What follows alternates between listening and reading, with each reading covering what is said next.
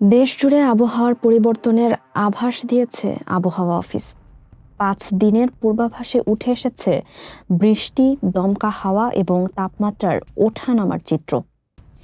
আবহাওয়াবিদ মোহাম্মদ শাহিনুল ইসলামের স্বাক্ষরিত বিজ্ঞপ্তি অনুযায়ী বৃহস্পতিবার সন্ধ্যা ৬টা থেকে পরবর্তী ২৪ ঘন্টায় রংপুর, রাজশাহী, ঢাকা, ময়মনসিংহ, খুলনা, বরিশাল, চট্টগ্রাম ও সিলেট বিভাগের কিছু কিছু এলাকায় অস্থায়ীভাবে দমকা হাওয়া, বিদ্যুৎ চমকানো সহ বৃষ্টি অথবা বজ্রসহ বৃষ্টির সম্ভাবনা রয়েছে।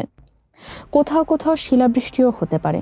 এ সময় দিনের তাপমাত্রা ২ থেকে ৩ ডিগ্রি সেলসিয়াস বাড়তে পারে, আর রাতের তাপমাত্রা সামান্য কমতে পারে। শুক্রবারের চিত্র কিছুটা ভিন্ন। আকাশ আংশিক মেঘলা থাকলেও আবহাওয়া প্রধানত শুষ্ক থাকতে পারে। দিনের তাপমাত্রা সামান্য বাড়তে পারে এবং রাতের তাপমাত্রা প্রায় অপরিবর্তিত থাকতে পারে। শনিবার থেকে সোমবার পর্যন্ত বিশেষ করে চট্টগ্রাম ও সিলেট বিভাগের ২-১ জায়গায় দমকা হাওয়া ও বজ্রসহ বৃষ্টির সম্ভাবনা রয়েছে। দেশের অন্যান্য অঞ্চলে আবহাওয়া তুলনামূলক শুষ্ক থাকতে পারে।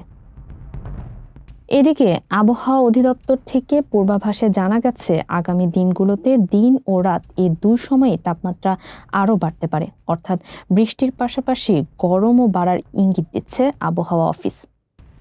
ফারিহা আহমেদ, মানবকণ্ঠ।